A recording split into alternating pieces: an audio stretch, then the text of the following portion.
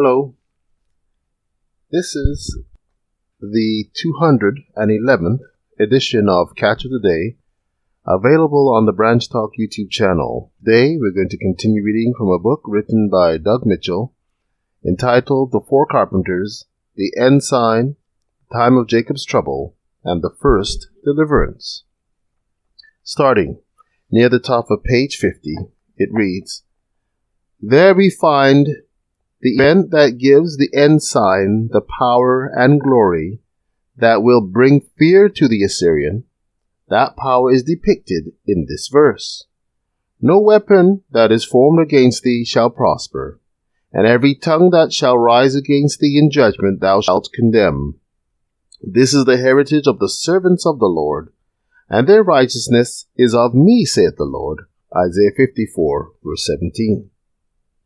Of this promise, Brother Hartoff says, the prophecy could not have been for the early part of the Christian church, for we read in Isaiah 54:17, "No weapon that is formed against thee shall prosper, and every tongue that shall rise against thee in judgment thou shalt condemn.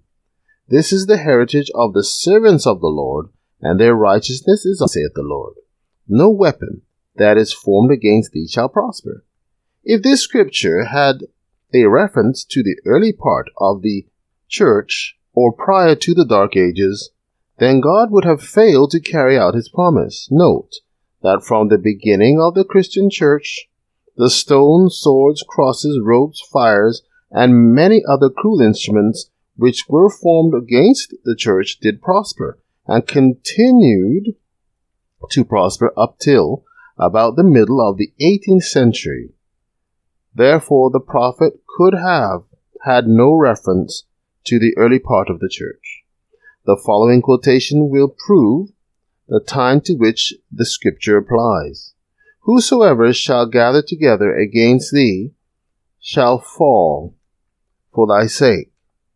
No weapon that is formed against thee shall prosper, and every tongue that shall rise against thee in judgment thou shalt condemn." Clad in the armor of Christ's righteousness, the church is to enter in upon her final conflict, fair as the moon, clear as the sun, and terrible as an army with banners.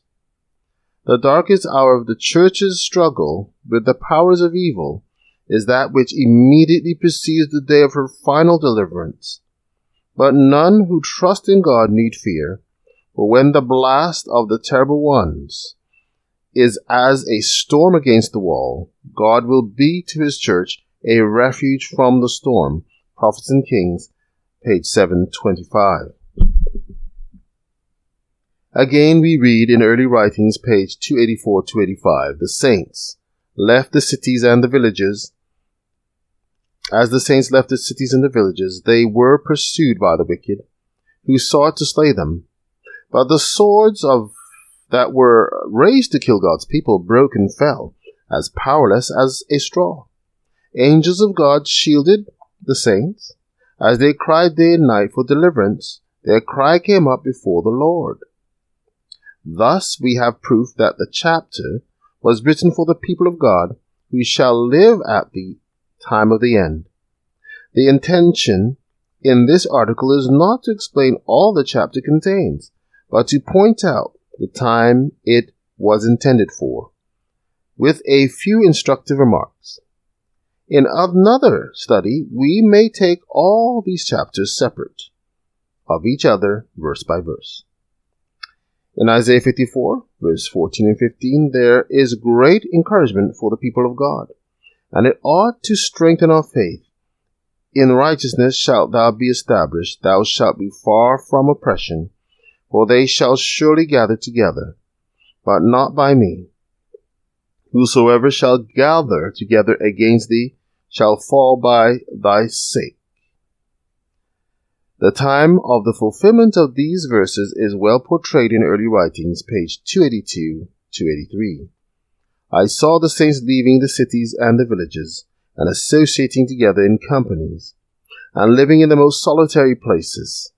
Angels provided them food and water, while the wicked were suffering from hunger and thirst. Then I saw the leading men of the earth consulting together, and Satan and his angels busy around them. I saw a writing, copies which were scattered in different parts of the land, giving orders that unless the saints should yield up or yield their peculiar faith, give up the Sabbath, and observe the first day of the week, the people were at liberty after a certain time to put them to death. But angels in the form of men of war fought for them. Satan wished to have the privilege of destroying the saints of the Most High, but Jesus bade his angels watch over them. Next came the multitude of the angry wicked, and next a mass of evil angels hurrying on the wicked to slay the saints. But before they could approach God's people, the wicked must first pass this company of mighty holy angels. This was impossible. The angels of God were causing them to recede, and also causing the evil angels who were pressing around them to fall back. 1 SR 37 and 38. Take care.